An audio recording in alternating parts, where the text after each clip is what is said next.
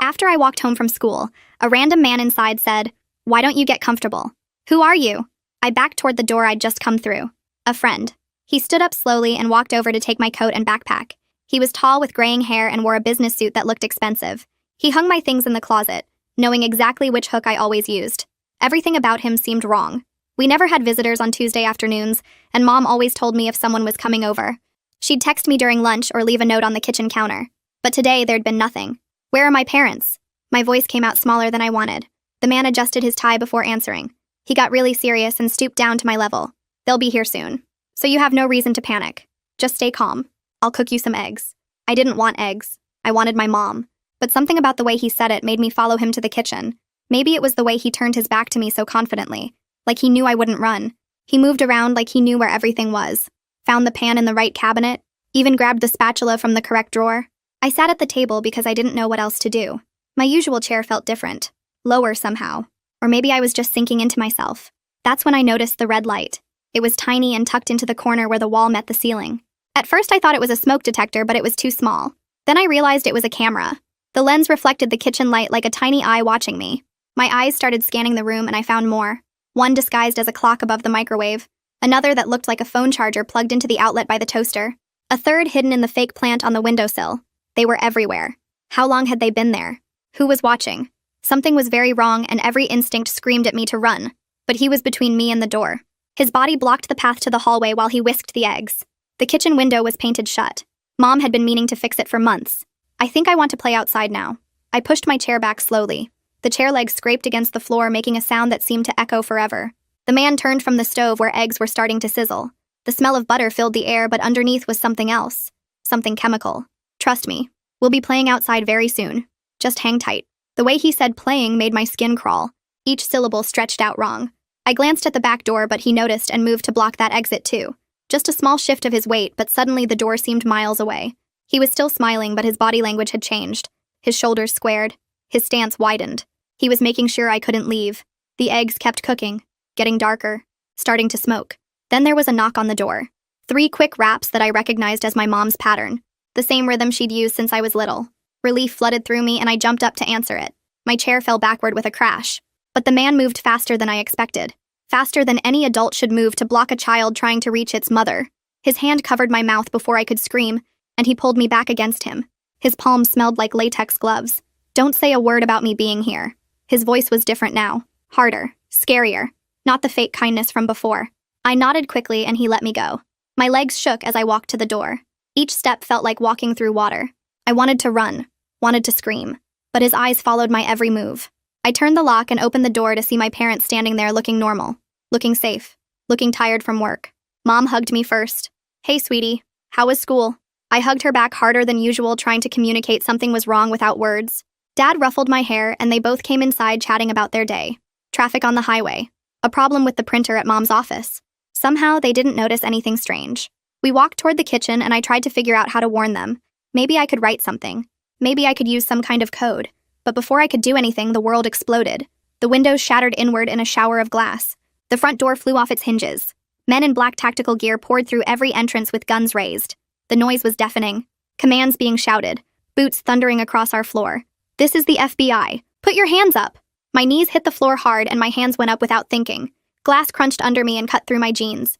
The man who'd been cooking eggs lowered himself down real slow with his hands raised. He looked calm, like he expected this. Mom screamed and Dad kept asking what was happening.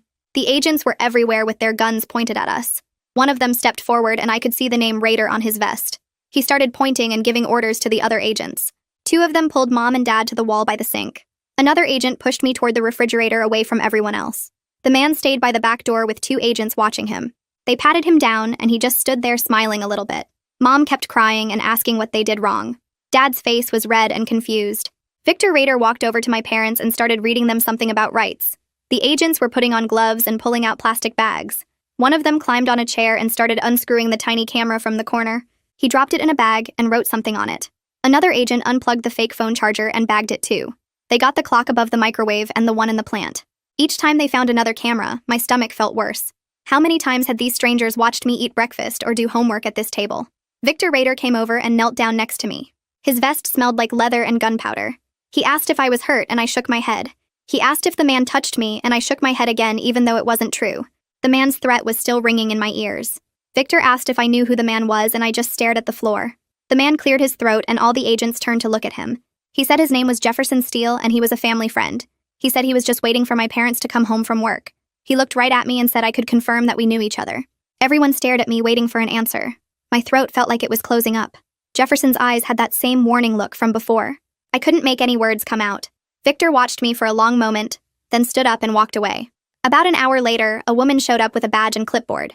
She said her name was Elena Crawford from Child Protective Services. She talked to Victor in the corner and kept looking over at me. Then she came over and explained she needed to take me somewhere safe. Mom started crying harder and begging them not to take me. She said we hadn't done anything wrong. The agents said it was protocol when minors were involved in federal investigations. Dad tried to argue, but they wouldn't listen. Elena helped me stand up and brushed the glass off my clothes. She found my shoes by the door and helped me put them on. Outside, there were so many vehicles I couldn't count them all. They put Mom in one FBI car and Dad in another. Jefferson went into a black SUV with tinted windows. Elena led me to a regular sedan that smelled like air freshener. I pressed my face against the window as we drove away. Our house got smaller and smaller. Yellow tape was already going up around the yard. Elena kept trying to talk to me, but I couldn't stop shaking. She said everything would be okay, but nothing felt okay. We drove to a big building downtown with metal detectors at the entrance. Elena showed her badge and they let us through. We went up an elevator to the 3rd floor. Victor was already there in a room with soft chairs and toys in the corner. A camera with a red light was mounted on the wall. He asked me to tell him about coming home from the school. I told him about finding the man in our house. I said he knew where everything was and made eggs. I didn't tell him about being grabbed or threatened. Something inside me was still too scared Jefferson would know. Victor wrote things down and asked more questions. He wanted to know if I'd seen the man before or if my parents ever mentioned him. I said no to everything. After what felt like hours, Elena said we needed to go. She drove us across town to a neighborhood I didn't recognize. The house had a wooden fence and flowers in the front yard.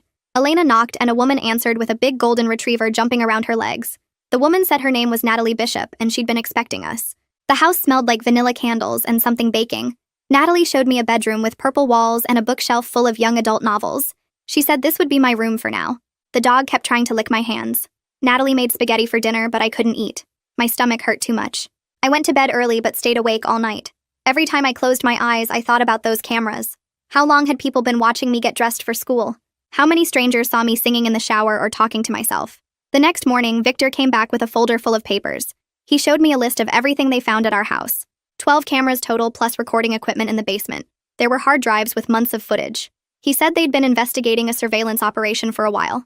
He wouldn't tell me if my parents were victims or suspects. The not knowing made me want to throw up. I pushed the folder away and looked straight at Victor. What about my parents? The words came out before I could stop them. He leaned back in his chair and rubbed his eyes before telling me they were still being questioned downtown, but hadn't been charged with anything yet. He said they seemed shocked about the cameras, but there were problems with their stories that didn't match up. Part of me wanted to yell that they were innocent, but another part remembered how the man knew our house so well, and I didn't know what was real anymore. Elena came in carrying a plastic bag with my school stuff and sat down next to me.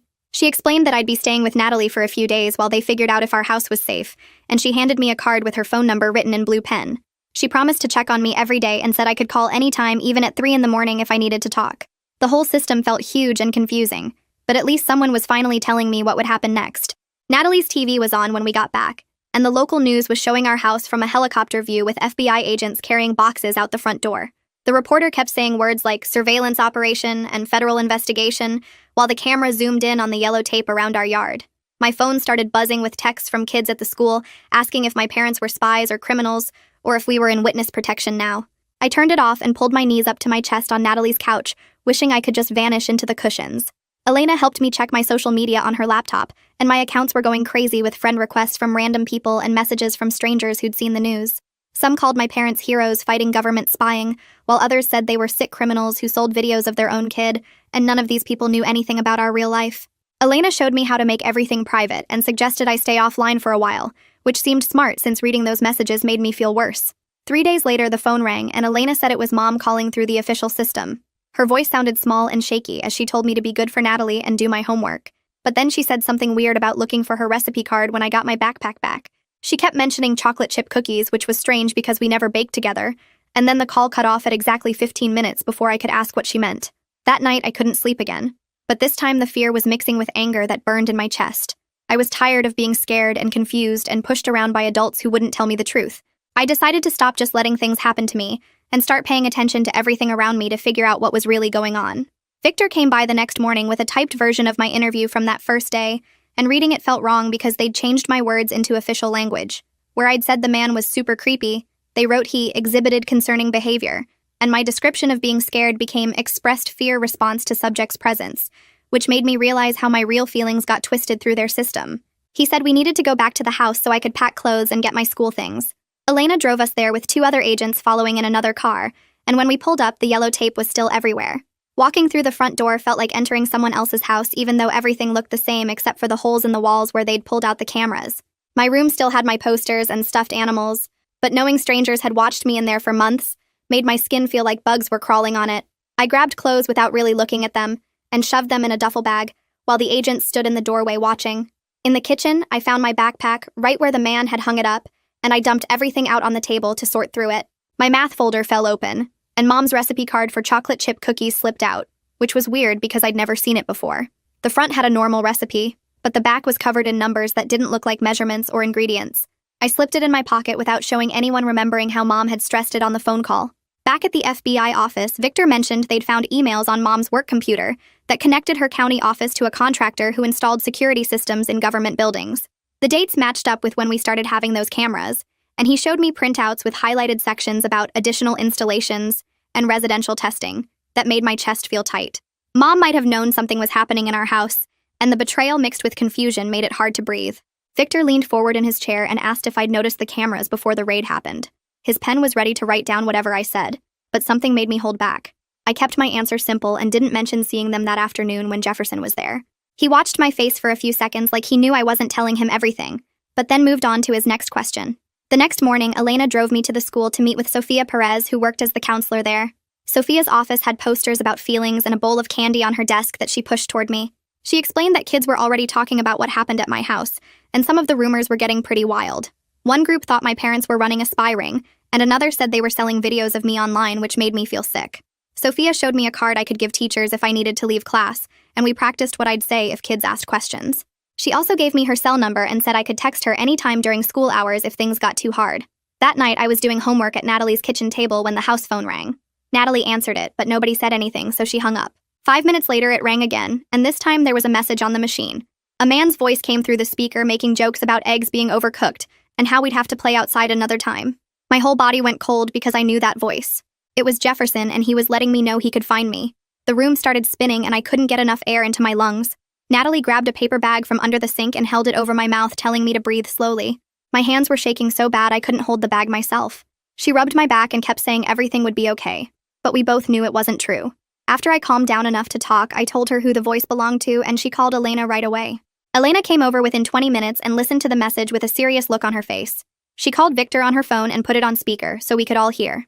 Victor said they'd trace the call and put extra agents watching the house starting tonight. He also said this was good because Jefferson had just given them evidence of witness intimidation, which was another charge they could use. For the first time since this started, I felt like I was helping catch him instead of just being scared.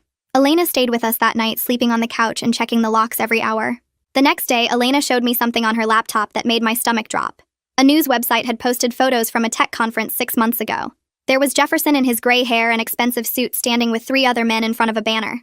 The other men worked for the company Mom's office had hired for security work. The article called Jefferson a security consultant, which made me want to throw up knowing what his version of security meant. He was smiling in the photo with his arm around one of the other men like they were old friends.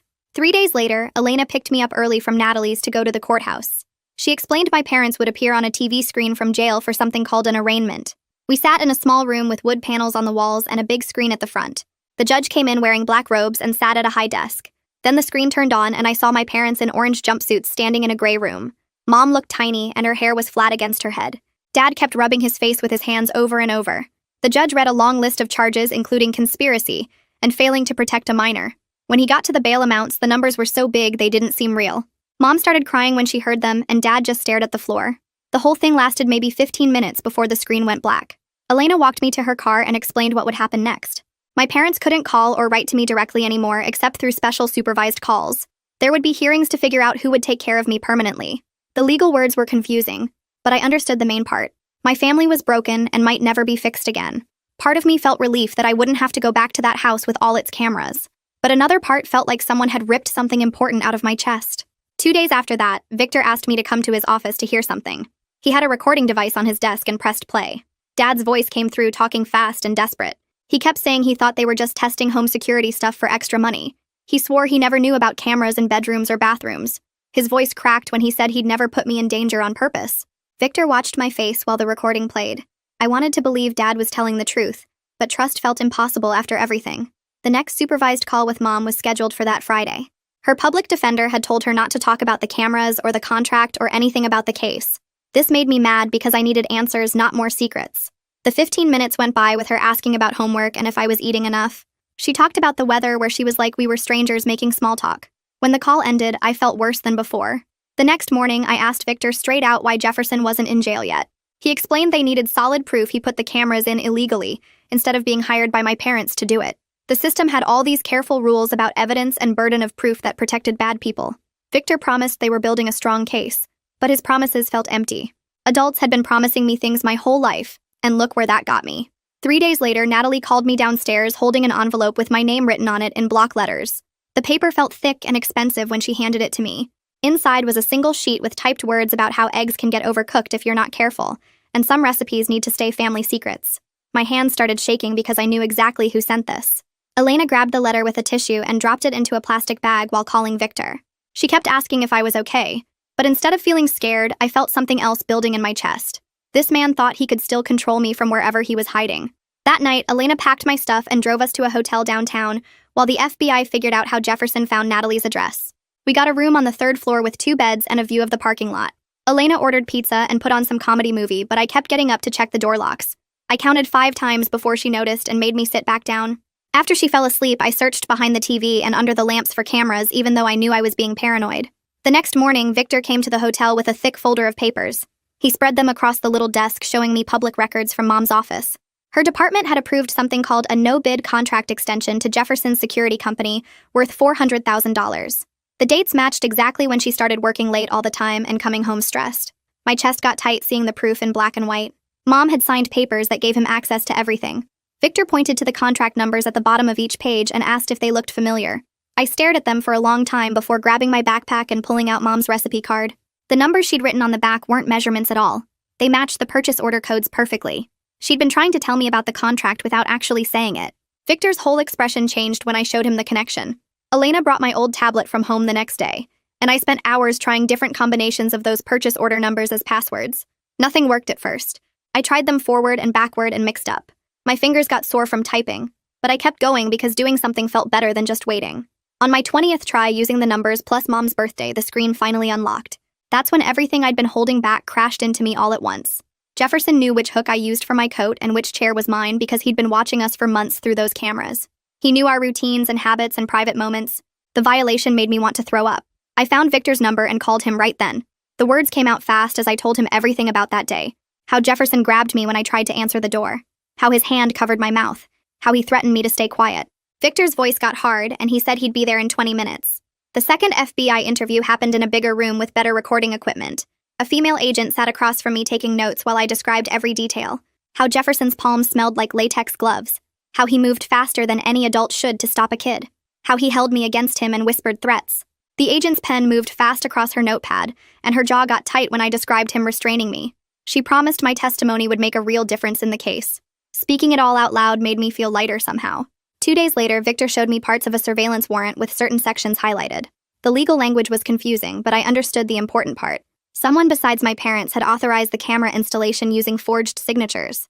They were looking at Jefferson as the main suspect now, instead of my parents being the masterminds. Hope started building in my chest for the first time since the raid. The photo array happened that afternoon in the FBI office. 6 pictures laid out on the table of different men with gray hair and business suits. I pointed to Jefferson immediately without any hesitation. Victor asked if I was absolutely certain, and I'd never been more sure of anything in my life. My finger stayed steady on his photo while they documented my identification. The identification gave them probable cause for more warrants. Victor explained they'd be searching Jefferson's office and home tomorrow morning. He thanked me for being brave enough to tell the truth, and said my testimony was the key to everything. For the first time since this nightmare started, I felt like I was actually helping, instead of just being dragged along by what adults decided. The next morning, Elena knocked on Natalie's door early with coffee and a thick folder under her arm. She sat down at the kitchen table and spread out photos from the search at Jefferson's office while Natalie made breakfast. The pictures showed stacks of surveillance equipment in boxes and filing cabinets full of folders with family names written on tabs. Elena pointed to 3 folders besides ours and said other families had the same cameras installed without knowing what they really were. My stomach twisted seeing those other names because it meant more kids had strangers watching them change clothes and sleep and live their private lives. Elena said the FBI was contacting those families now, and one mom had already broken down crying when agents showed her what they found. The equipment matched our home's layout exactly, with diagrams showing which rooms got which cameras and notes about viewing angles. Jefferson had been running this operation for at least 2 years, according to the dates on the contracts. I pushed the photos away and went to get ready for school, even though facing everyone there felt impossible.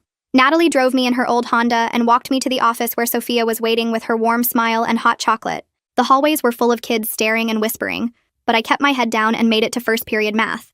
Everything felt normal for about 10 minutes until my friend Sarah leaned over during the worksheet and asked if my parents sold me out for money. The words hit me like a punch, and before I knew it, I was standing up screaming at her that she didn't know anything about what happened. My voice got louder and louder as I told her about the cameras and the man in my house and how scared I was every single day. The teacher tried to calm me down, but I couldn't stop yelling about how nobody understood what it was like. Sophia appeared in the doorway and gently led me to her office while I sobbed so hard I couldn't breathe. She sat with me on the floor and helped me count my breaths until the shaking stopped. I told her I didn't know who I was anymore because was I a victim or a witness or the daughter of criminals or just some kid caught in adult mistakes.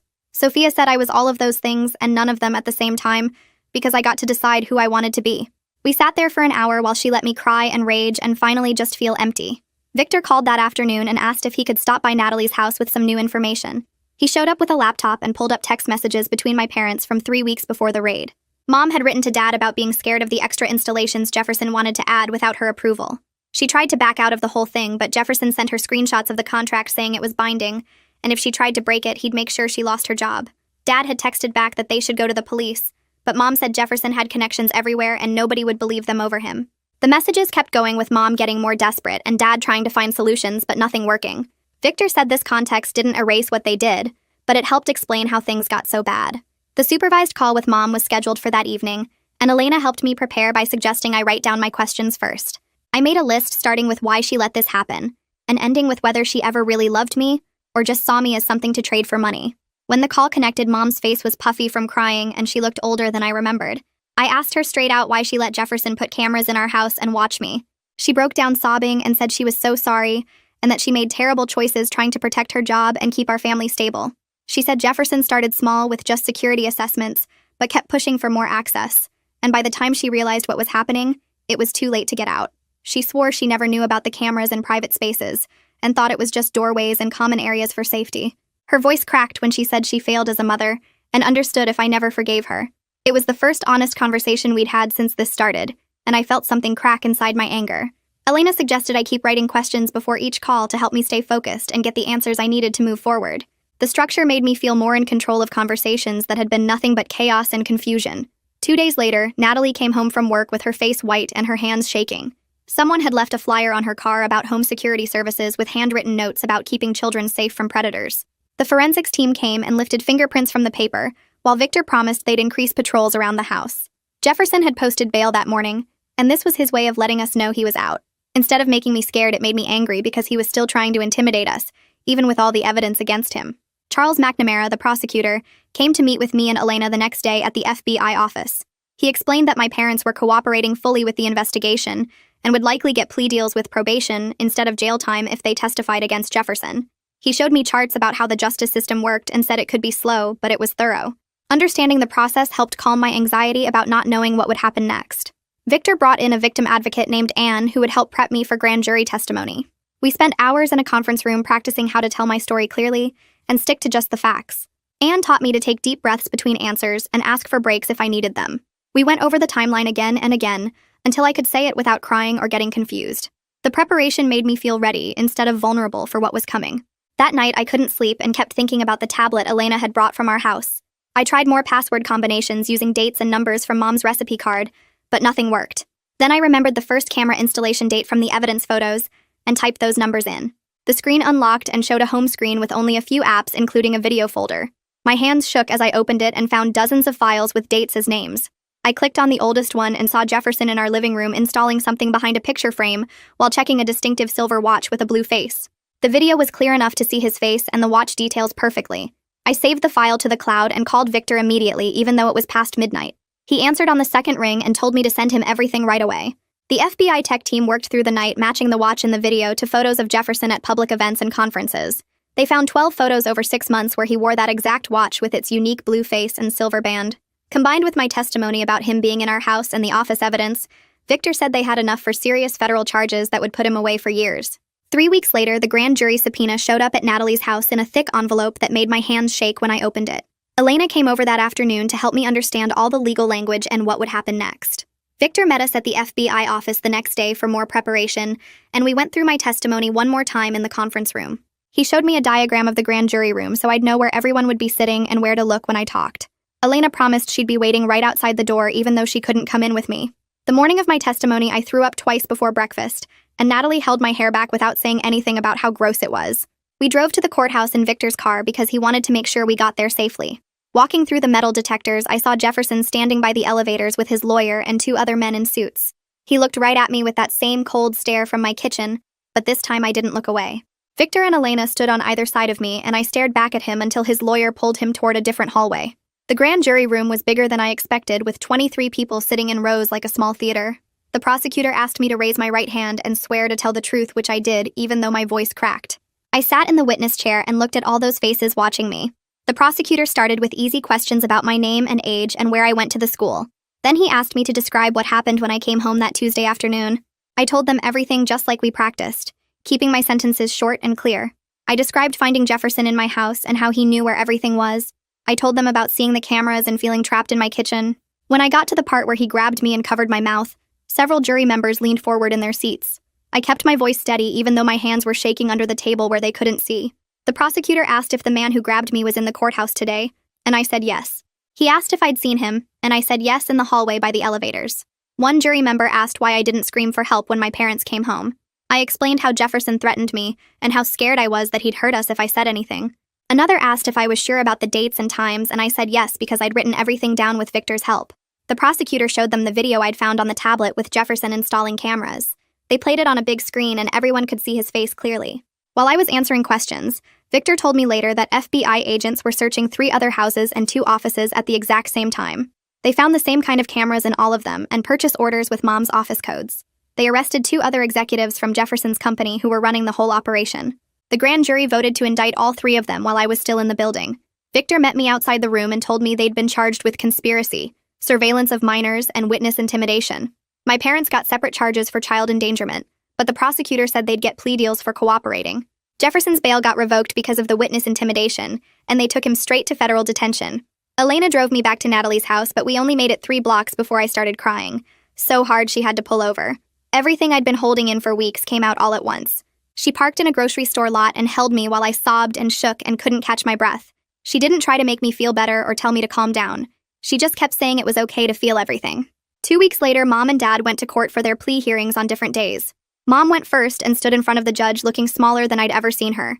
She pled guilty to conflict of interest charges, and the judge gave her 2 years probation with 300 hours of community service. She lost her county job immediately and had to pay a fine that took most of her savings.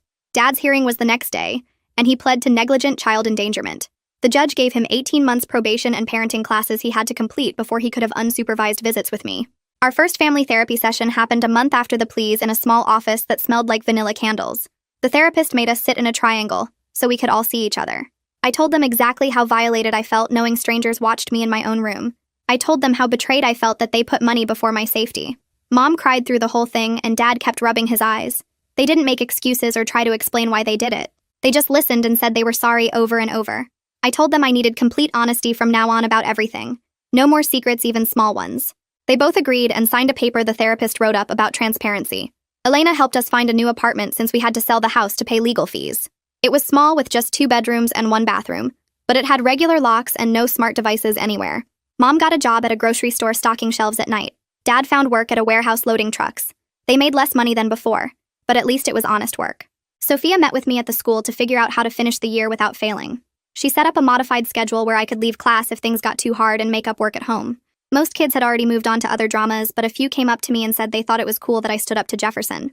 The next week, Victor called to tell me Jefferson got arrested on federal charges, and the judge denied bail because he was a flight risk and had threatened witnesses. I slept through the whole night for the first time in months, knowing he was locked up in federal detention waiting for trial.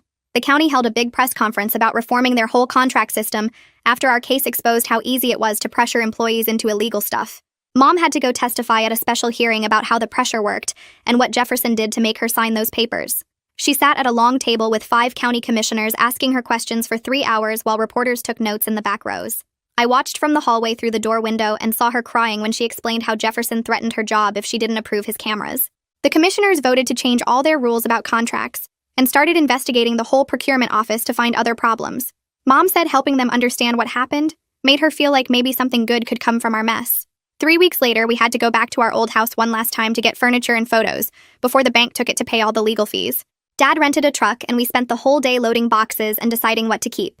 I packed my stuffed animals from when I was little, but left the desk where I used to do homework knowing strangers had watched me there. Mom grabbed photo albums and her grandmother's china, but left most of the living room furniture that felt contaminated somehow. Dad took his tools from the garage and some books, but didn't want much else. We worked mostly in silence except when we had to coordinate moving heavy stuff. I found the recipe box where Mom had hidden that coded card and almost threw it away, but decided to keep it as a reminder of how she tried to warn me.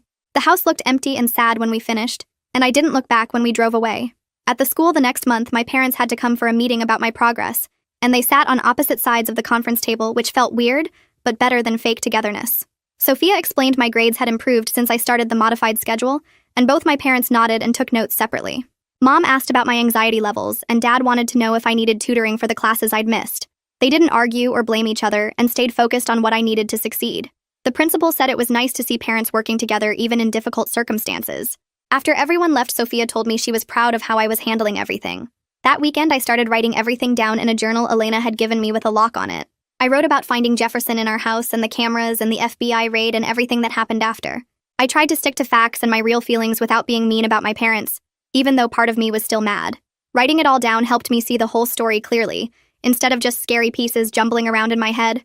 I filled up 40 pages the first day and kept going every night before bed. Victor called 2 weeks later to tell me Jefferson pleaded not guilty to all charges, and his trial would start next year. He said I might have to testify again, but the protective order meant Jefferson couldn't come within 500 feet of me or my family. The prosecutor was confident they'd convict him with all the evidence we'd gathered, plus testimony from the other families he'd targeted. I told Victor I was ready to testify as many times as needed to keep him locked up. The CPS case finally closed the next month after Elena filed her final report, saying Mom had completed all requirements and Dad had finished his parenting classes. The judge gave Mom primary custody with supervision requirements like monthly check-ins and mandatory therapy. Dad got regular visitation every other weekend and Wednesday dinners. Victor showed up at the courthouse and gave me his business card with his personal cell number written on the back. He said to call if I ever needed anything or felt unsafe and that he was proud of how brave I'd been through everything. Elena hugged me and said she'd check in sometimes just to see how I was doing. That afternoon, Mom and I went to our new apartment and decided to make cookies together for the first time since everything happened. She pulled out her real recipe this time with no codes or secrets, and we measured flour and sugar like normal people. The kitchen had regular clocks and no cameras and simple locks on the doors. We mixed chocolate chips into the dough, and I ate some raw even though Mom said I shouldn't. The cookies came out perfect, and we sat at our small table eating them warm while they were still soft in the middle. Outside the window, I could see kids playing in the courtyard, and everything felt quiet and safe and almost normal again. Feels kind of like watching someone put their life back together, piece by piece, after it all came crashing down. Wild to think about. I'll catch you in the next one. Subscribe for more content like this.